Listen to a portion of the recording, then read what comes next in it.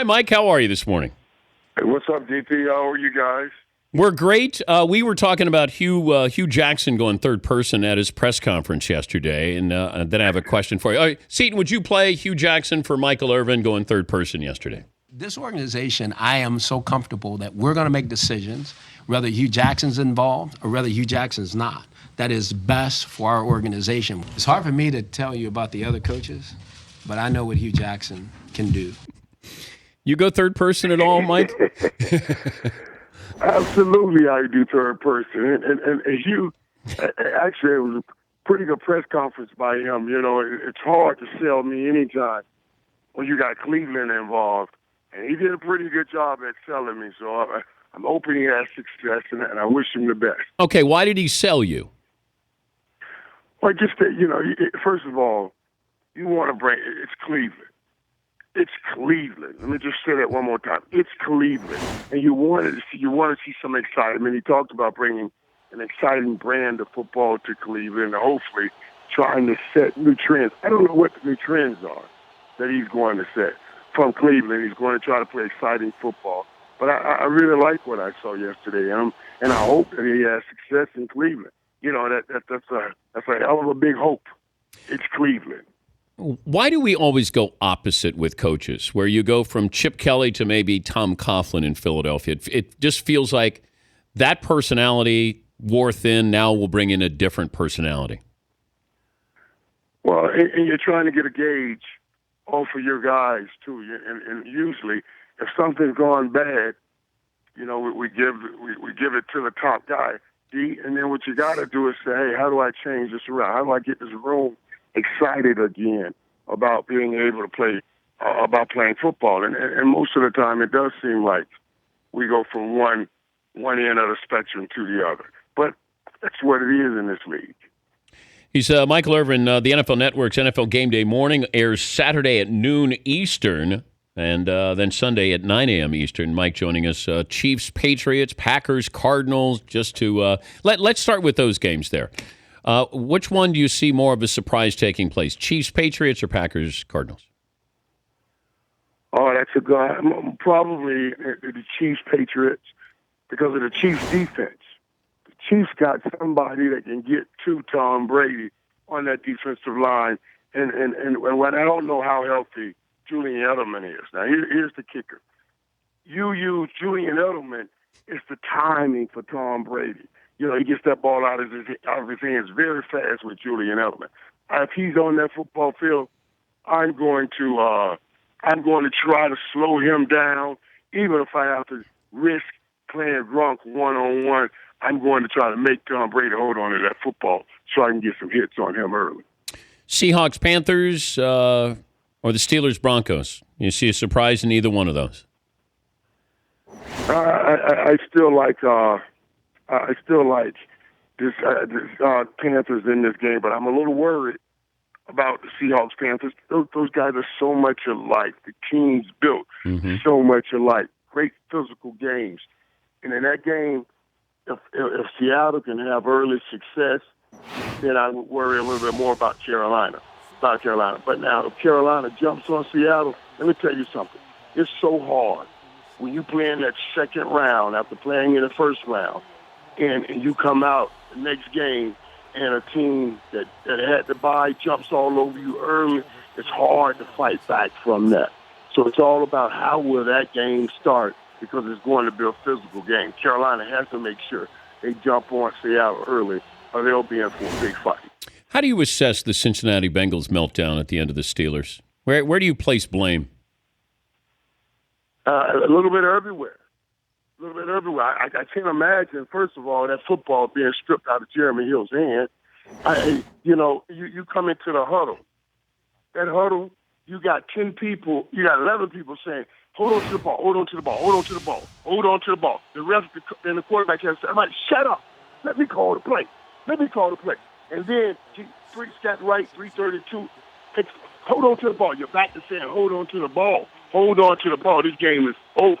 That's what every team does, and you still let that ball get stripped.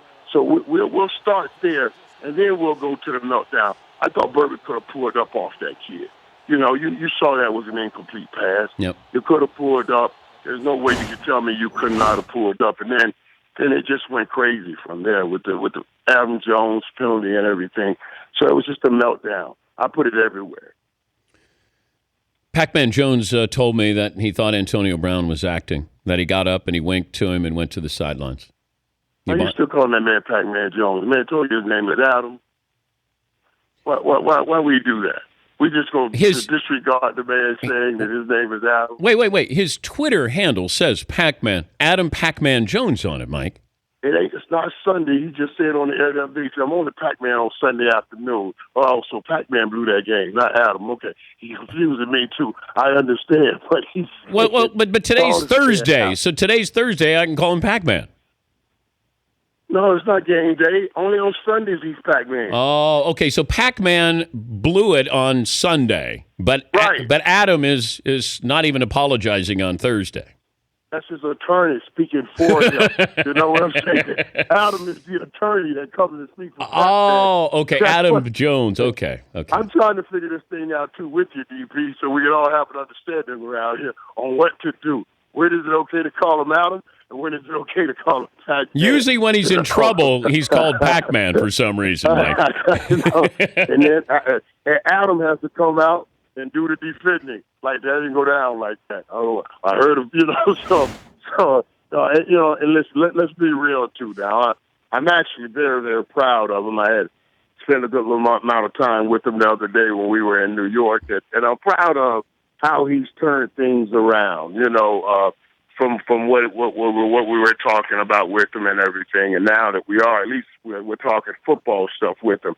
But yeah, that went bad. I felt bad for him. I really did. I felt bad for everybody. Cincinnati had that game. You had that game. In Minnesota, too. Oh, I know. In Minnesota. Oh, my God, man. Did you ever, Mike, did you ever have one of those moments where a kicker missed one of those, like anything of importance where a kicker missed a chip shot? Not like that. Yeah. Not like that. Now, we during a game, maybe you miss something, but you have time to come back and try to take that game. That right there is different, man. You just battled in 6 degrees below zero. All I need you to do, we have fought through this. Like, you got to make this field goal. And everybody, I love how we all jump on and say, well, he's good. He stood at his locker and he faced it like a man, and and you pat him on the back and say, hey, we win as a team, we lose as a team. Oh, that sounds great. Give me a week or two, maybe I can get to it. But right now, dude, man, I'm looking at you all upside your head, man. Are you serious? How can you do this to me? How can you do this to us and to the whole city of Minnesota? Now, here's the thing. Scott Norwood, grandkids will know he missed that field goal in the Super Bowl. And Blair Walsh, you just jumped up in that area. Yeah, but he missed a 49-yarder in the Super Bowl. This one was a 27-yarder, Mike. I know, D, but that makes it worse that it's 27 yards. But people don't worry about the details when it's time to repeat the story. They're not telling you, well, Scott missed a 49-yarder. They said he missed a field goal to win the Super Bowl. That's all they know. Yeah. All right, here's a question for you. I got 2 questions, have to do with you playing wide receiver, and you can have Russell Wilson as your quarterback or Cam Newton. You're the wide receiver. Who do you want? I like both of the guys now, and they're both playing pretty well, but I will take Cam Newton in this situation, and I tell you why I would take Cam. I think Cam's a bigger guy standing in the pocket. He stands in the pocket, and he can make plays. I'm the kind of guy that's going to run a lot of routes across the middle. I want him to be able to stand up and see me get open so he can throw me that football so I can buy things for my kids also. All right. Brock Osweiler or Peyton Manning? This weekend. Which is a good one now, but I'm okay with them going with Peyton. People say go with Brock, and then you come to Peyton. If you go with Peyton, you can't go with Brock. I don't believe in any of that mess.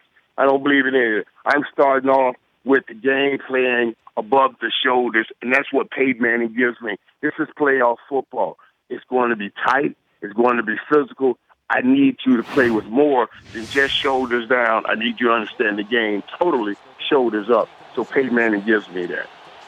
Hey, next time you see Brandon Marshall, tell him he did a great job. He does a great job on that Inside the NFL. Did a great job with Pac-Man Jones when he sat down and did the interview with him. He's a talented man. kid. I told him that, man. It's such a blessing, too. And you got to give credit to Pete over there who's producing him, because you're not many people in this business. And I told Pete this the other day.